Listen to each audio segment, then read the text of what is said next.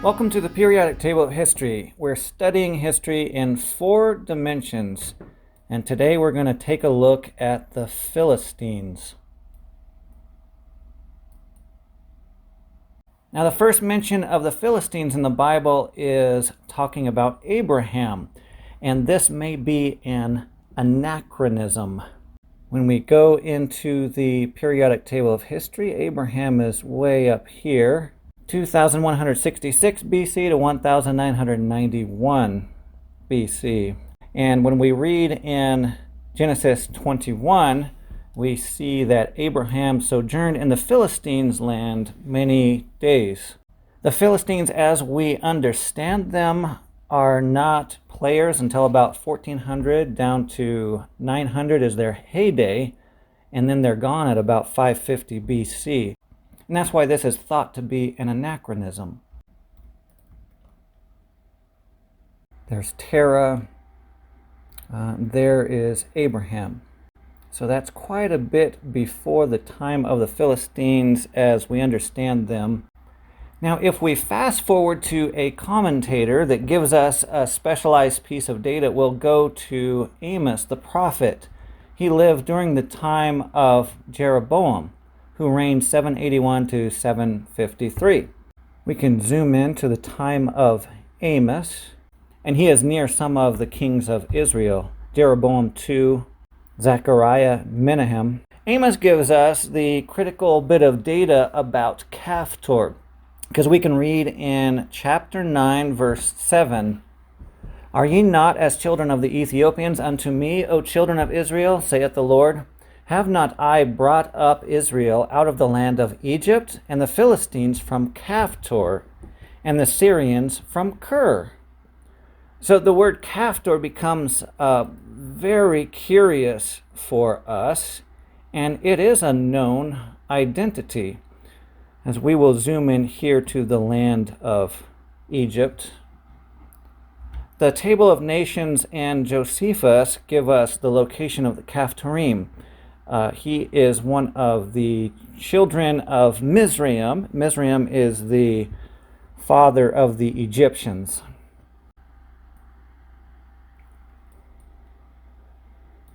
And there we see Caphtorim on the map as on the coast of Egypt.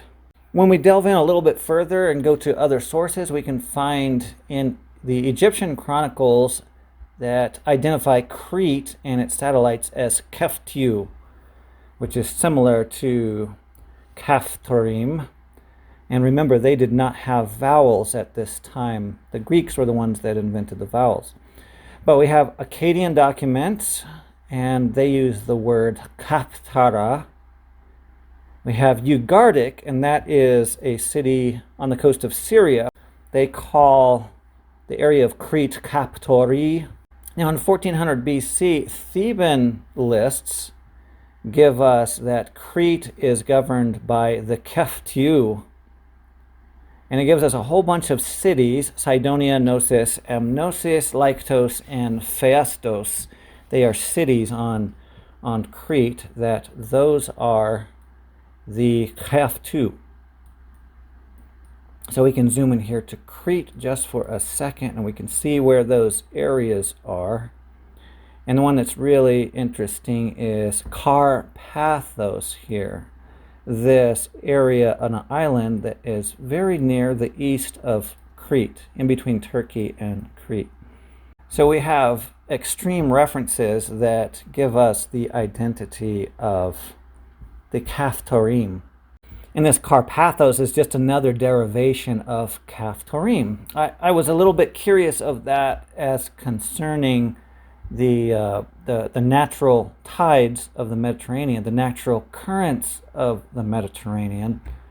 And so let's look at this current map, the undertow currents of the Mediterranean here. You can see this circular one that I'm going to draw on my map, this rotating current that goes from Egypt up to Turkey, and then across to Crete, and it comes back to Egypt. So this is a natural, circuitous route that the traders would have first come upon. a very dominant current that spins the people of Caphtorim in a counterclockwise motion that would send them up the coast of the Levant to Lebanon, Syria, Turkey, over to Carpathos, the name of them, and then eventually Crete. When they hit Crete, they would be turned back around, and the current would take them back down to Egypt. So this becomes a natural appendage of the sea people, of the Caphtorim people of Egypt, as described by the Bible. And there we see the groups of people that they're going to be coming in contact with. So I'm going to give a hypothetical proposition using the current that the Caphtorim would have naturally been using in the Eastern Mediterranean Sea. And then because they are getting up into Crete, they are going to be encountering the Javanese of Japheth. Now, Javan is the fourth son of Japheth and settled Greece. And this became the basis of the Mycenaean civilization, and that's the pre-Spartan civilization of the Aegean Sea. Aegean Sea is in between Greece, Turkey, and Crete.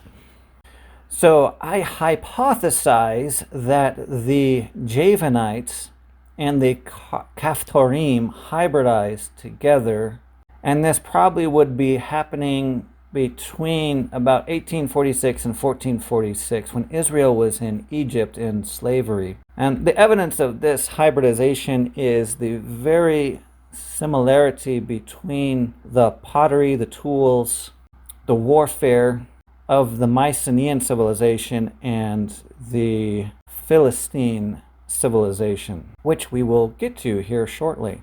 So I'll suggest that based upon the natural trade routes, the Caphtorim hybridized with the Javanese and produced the Philistines.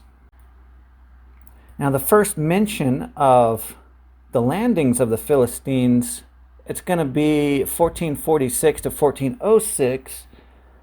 Moses and the Israelites are in the wilderness in Arabia and Sinai, and they're wandering around this area. And in the last year of their wanderings, we get a lot of detail from the Torah about the first year of the wilderness and the last year of the wilderness. When we go to Deuteronomy chapter 2, we see this scripture, verse 23, and it says, "And for the Avites who lived in villages as far as Gaza, the Caphtorites coming out from Caphtor," that's Crete, "destroyed them and settled in their place." So let me zoom into Israel. Now we can see these. I have the 5 cities of the Philistines listed here, but this is going to be the first one. The very landing place would have happened when the Israelites are in the wilderness, and Moses had knowledge of this in the last year, which would have been 1406, 1407 BC. And so sometime before 1406, 1407 BC, the Philistines take this city of Gaza. And that happens to be really amazing information about trying to find the origins of the Philistines. Knowing that first landing place is very good. Now, Moses dies, and the Israelites go into Israel. They cross the Jordan, and there's the Battle of Jericho that we're all familiar with. Well, this is happening from about 1400 to 1000 BC. And we'll go into the periodic table of history again, zoom out here, and then go into the time of the judges. We have the destruction of Hazor. Now, the judges are a little bit iffy because we are trying to compress them into this time arena, but one depiction of when the judges are Barak and Deborah, the story of Barak and Deborah. We hear about that one just a little bit. That story is about 1233 to 1193 BC. That's when Barak and Deborah judged Israel. Could be the time of Gideon, and it is also the time of the Philistines, where we first start seeing them really as an oppressor of Israel. And we see the anti-oppression that Shamgar in Judges 3:31 opposed the Philistines. So this is going to be about the year 1213 BC, something like that. And after him was Shamgar the son of Anath, which slew of the Philistines 600 men with an ox goad, and he also delivered Israel. So we'll zoom out and put a arrow right here at the time of the judges. I'm going to put it up a little bit higher so we can still see Troy here, because we will get to that in a second.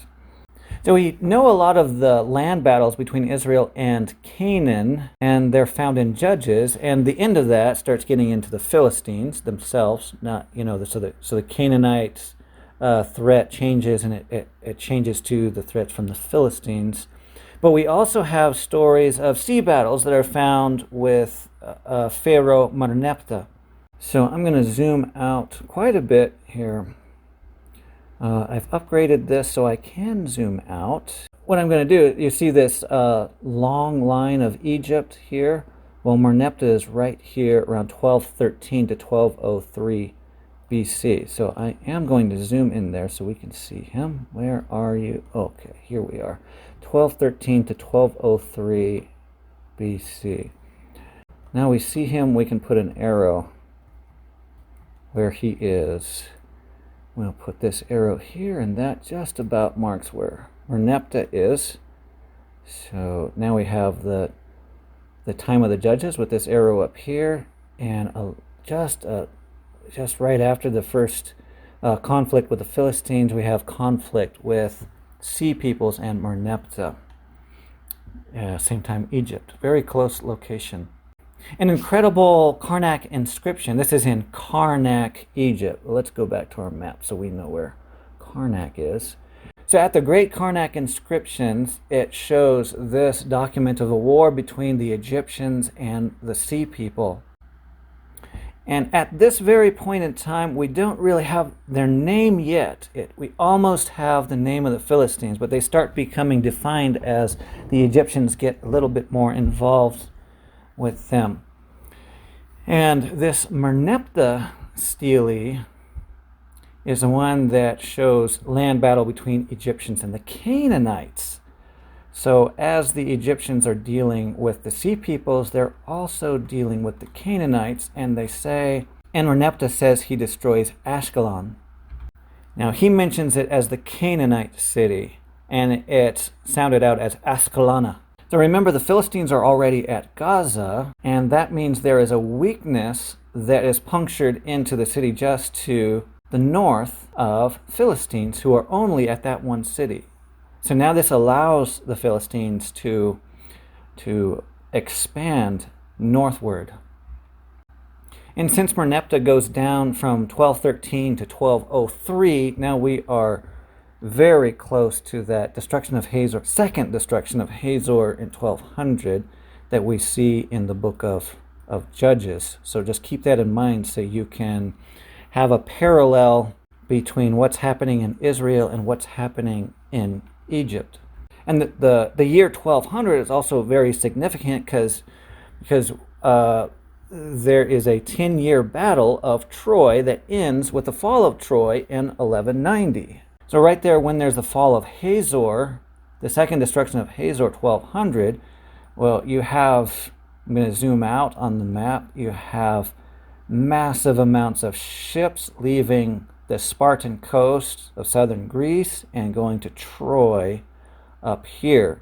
Now they're settling there. It's like 9.5 years into that where you see the destruction of Troy, which, according to the Iliad, happens in the 18th year of Agamemnon. So let's go. That's why I left this arrow up here, because the destruction of Troy is right here. 18th year of Agamemnon rule, somewhere around 1190 BC. We can put it as a question mark of that year, but that's going to be pretty close to the fall of Troy.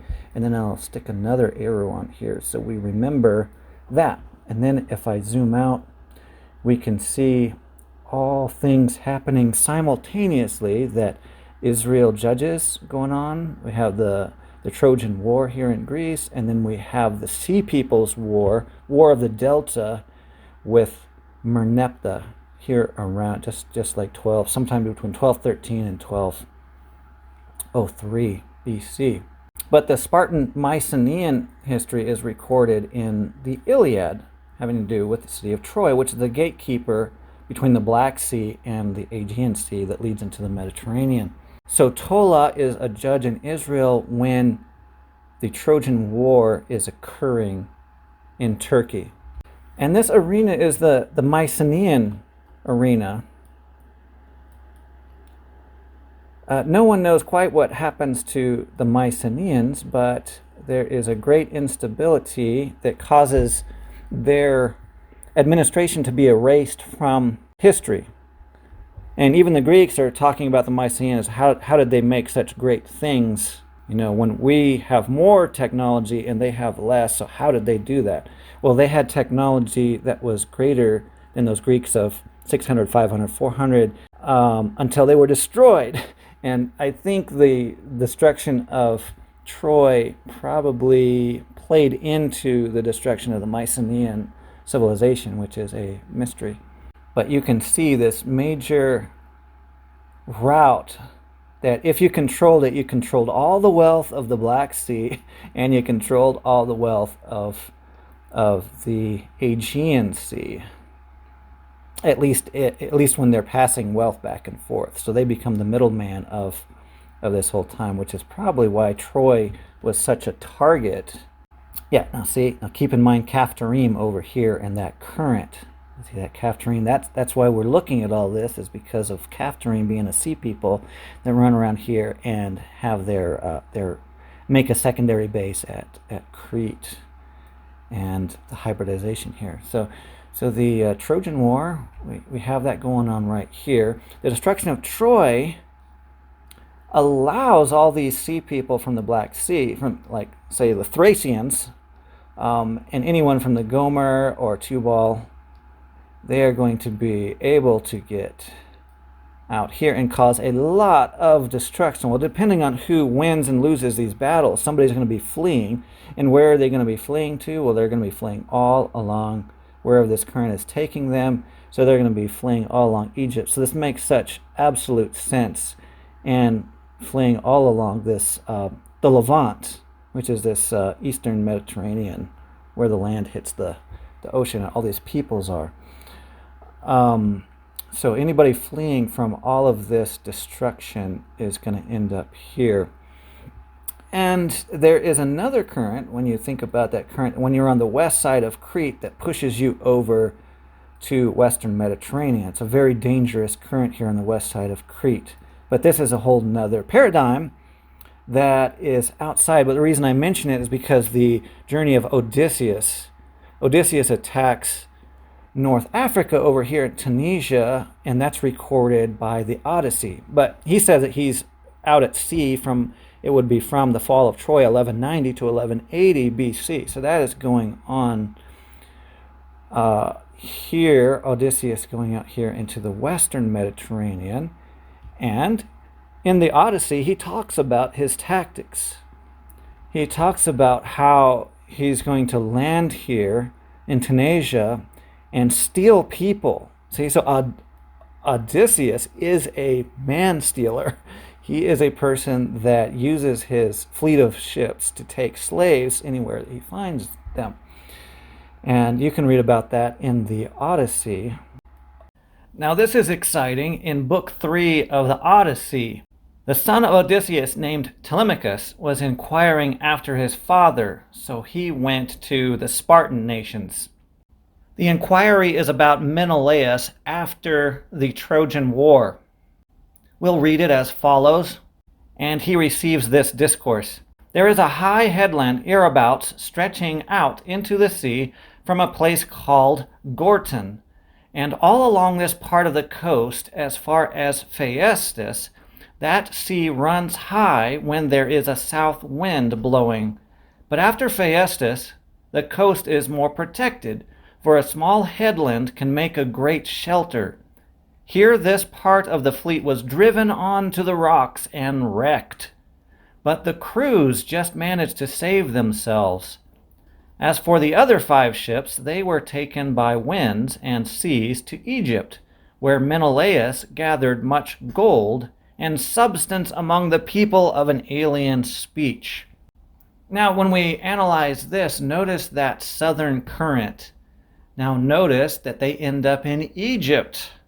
And we will soon find out that Egypt isn't really thrilled about Menelaus.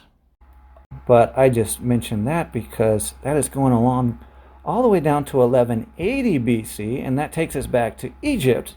This incredible picture in Thebes that talks about the Battle of the River Delta. Well, what's he talking about? Well, definitely the Delta here. Let's stabilize this back, and we have the Caphtharim on the coast of the Delta. Now Caphtharim are getting more and more estranged because their base is getting more and more concentrated at Crete, but the Egyptians are still here with all these refugees and sea peoples that are coming along their shores from the destruction of Troy. And now look at this picture. This picture is awesome with the Pharaoh over here ordering all of his archers to go out here and make sure those sea people can't come ashore. And you can see this destruction, how their archers are just shooting them down, and you can see the dead Philistines. You can see the Philistine headdress here. They're still not calling them Philistines, but this is about where we start getting the Philistines. Palista. We have, because in 1150 is where we have 3 mentions of Poresta. It's Poresta, and Palesta. And that's been hybridized with the Israeli word to produce Pelesta, or Palestine. And then when you put the vowels in, then we have Philistine. But these original consonants are found in the 1150 mortuary temple of Ramses III, and then the papyrus Harris, and the rhetorical stela to Ramses III. And it's referring to the 8th year of Ramses III, and that's going to be 1178 BC. So remember, Odysseus' journey ends at 1180. Well, this is now 1178 in the eastern Mediterranean. The foreign countries made a conspiracy in their islands. All at once the lands were removed and scattered in the fray. No land could stand before their arms from Hatti, Odi, Carchemish, Arzawa, and Alashiya on, being cut off at one time. A camp was set up in one place in Amuru. They desolated its people, and its land was like that which has never come into being. Wow. They were coming forward towards Egypt, while the flame was prepared before them. Their confederation was the Peliset. See, there we get it. Tjekar, Shakalesh, Danuna, and Weshesh, lands united. And this one says, I extended all the frontiers of Egypt and overthrew those who had attacked them from their lands. I slew the Dinyan in their islands, while the Tjekar and the Peliset were made ashes. And so at this time, we're getting around to 1150 BC. We see the pottery change in Gaza. The pottery is being influenced by Crete, and Crete's pottery is being influenced by the Mycenaeans. As far as DNA goes, before the 1200s, the graves of the Philistines, when DNA tests are done on the people who are found in graves before 1200, they are Canaanite. When you get to about 1200 to 1000 BC, they are part Greek. And then when you get after 1200 BC, then it goes back to Canaanite. Yeah, so we can look at that on our periodic table of history. Let's zoom into that time. If I just get an arrow out here, there's Canaanite DNA in the land of the Philistines here. When you get here, you have Greek DNA embedded in the peoples. When DNA studies are taken from burial remains in this era, and then when you go down into about 800, it reverts back to Canaanite DNA. So that means that somewhere from 1200 to 1000, you have this heavy Greek influence that intruded into this area, Ashdod, Ashkelon, Ekron, Gath, Gaza. And of course that time it's talked about in the Bible. Because when we get down to Eli, we're at 1140 BC. Remember, he lived 98 years. He went from 1140 down to 1042 BC. And that, we can zoom in there and see Eli. Yeah, there's Eli. And we can see a Philistine oppression when he is born, and a Philistine oppression at the end of his life. And that's when Samson comes up, and we recognize the story of Samson fighting the Philistines. See, that's why this is so popular, the idea of the Philistines. It's such a huge one. And then we have to go all the way down into, when we get to Samuel, we have the Ark of Israel captured. Now, that happens about 1042 BC. And this is about the time when David is born, about 1040 BC. So David and Samuel are dealing with the Philistines. And we have a lot of resolution because we have the David and Goliath story and so on about the Philistines.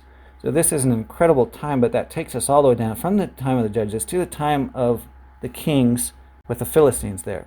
And after David is, let me zoom out here. I'll put another arrow down for the time of David because that's about 1000. If I can get it to not interfere, maybe I'll just do that. Zoom up. Okay, time of David. David is right here about 1000, which is where these lines, these 1000-year bars are. Anyway, there's David. So he is fully king, and in 1 Chronicles 18:1, we'll read this.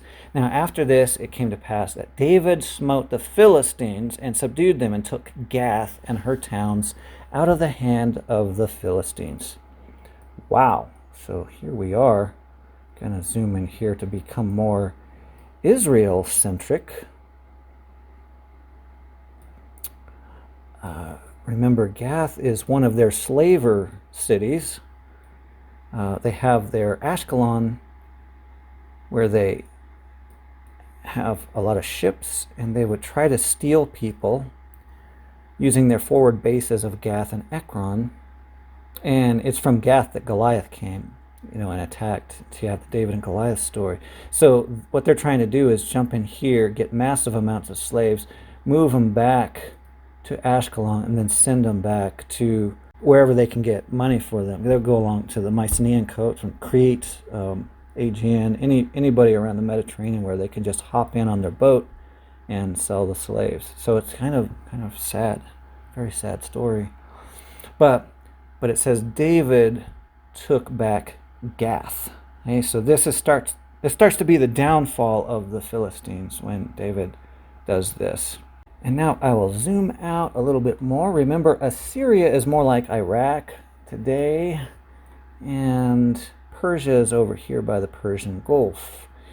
And so when we're thinking about bigger kingdoms and what happened to the Philistines, we're going to jump down to Tiglath-Pileser of the Chaldeans. Chaldean is the Babylonian dynasty.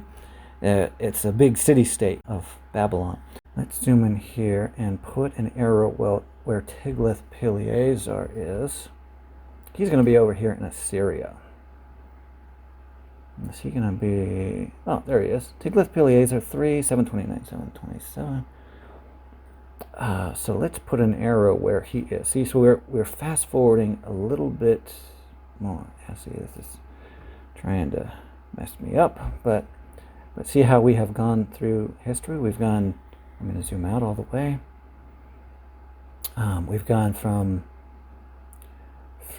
Moses, time of Moses, down to time of the Judges. We have the fall of Troy over here, Sea Peoples.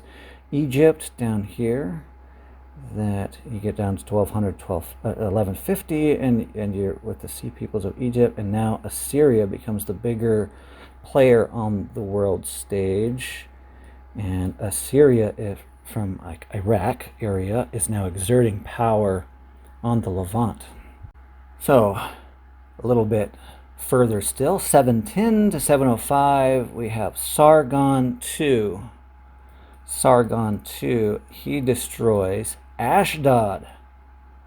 So we have seen the partial destruction of Ashkelon before, gave the Philistines a foothold up here to expand. But now when the Assyria comes in, he comes from the north and he destroys Ashdod.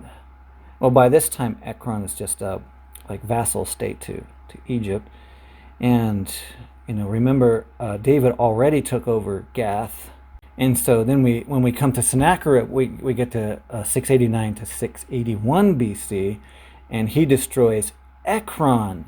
So we can see this whole system is destroying here. This whole area where the Philistines were is just getting routed. And where is Sennacherib? Because that's another, 7,500 years.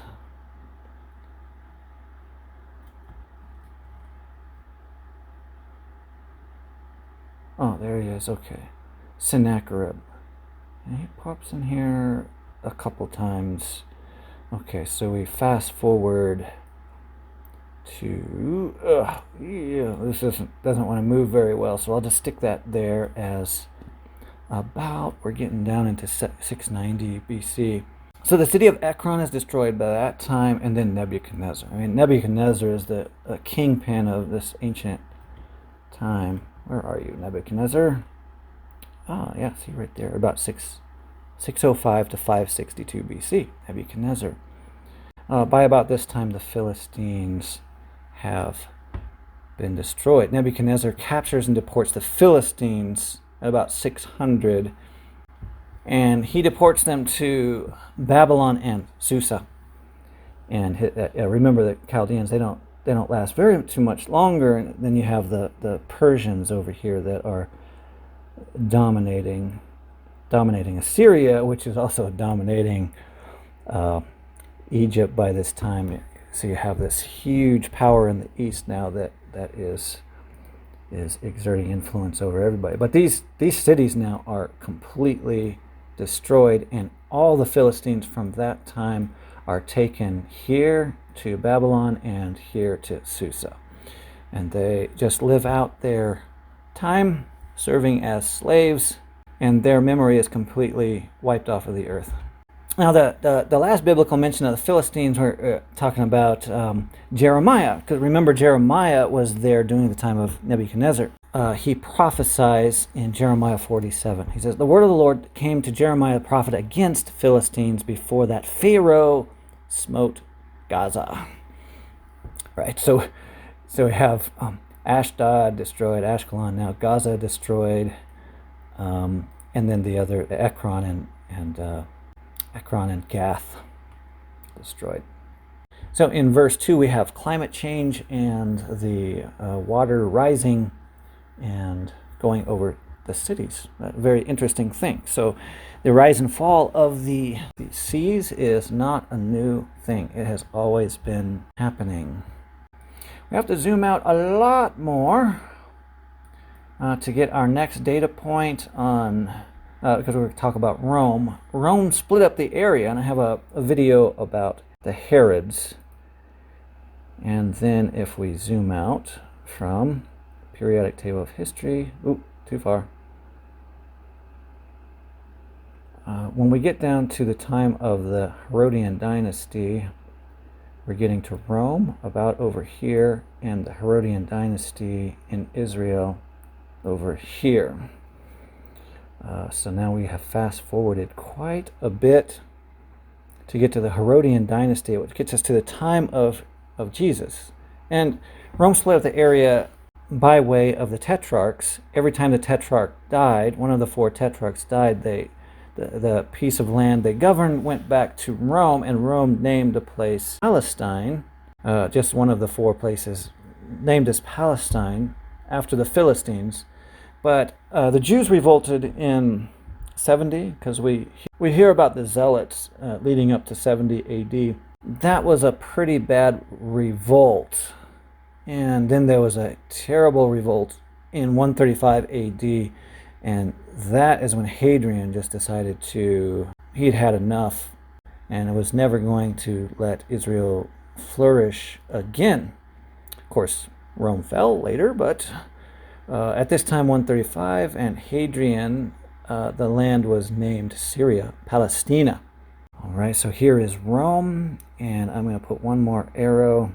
So for 1800 years, you did not have an Israel, but you had a Syria, Palestina, until this time, 1948, where we have Israel as a country again. So that makes it very clear how this situation transpired. Just a note on slavery. Ramses III, let me zoom all the way out since we're going to talk about Ramses III, and we can get the African king in here. You can see him right here. Ramses III said, "I brought back in great numbers those that my sword had spared, with their hands tied behind their backs before my horses, and their wives and children in tens of thousands, and their livestock in hundreds of thousands. I imprisoned their leaders in fortresses bearing my name, and I added to them chief archers and tribal chiefs, branded and enslaved, tattooed with my name, their wives and children being treated in the same way." Wow. Well, so tattoos are something that Ramses thought was a note of slavery. But this is what the Egyptians thought of slavery. They had no problem with it. And especially here, they got attacked. But it's just amazing to see what their thoughts were on it. And then we also have Odyssey telling us that Odysseus attacked Troy to get slaves. That's in the Iliad. And then later in the Odyssey, he attacks Central North Africa to get slaves. And that's in Book 9 of the Odyssey. So this ends up being interesting to see an ancient idea of what they thought about slavery. The Mycenaean civilization had no problem with slavery. And then here we know that the Assyrians, Babylonians, and Persians had no problem. They took slaves indiscriminately.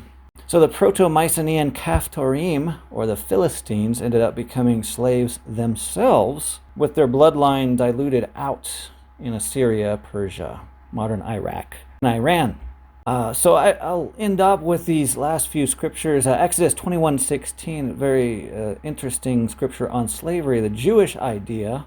It says, "And he that stealeth a man and selleth him, or if he be found in his hand, he shall surely be put to death." So that is very serious, but very captivating when you are thinking about the geographical location of Israel and how they were along the coast and how the sea peoples ran along their coast this whole time, making slaves of people, just dropping in with their boats, stealing people, throwing them into their boats, and then riding off. And if you didn't have a boat, you couldn't pursue them, and then they just sell your children or whoever off somewhere.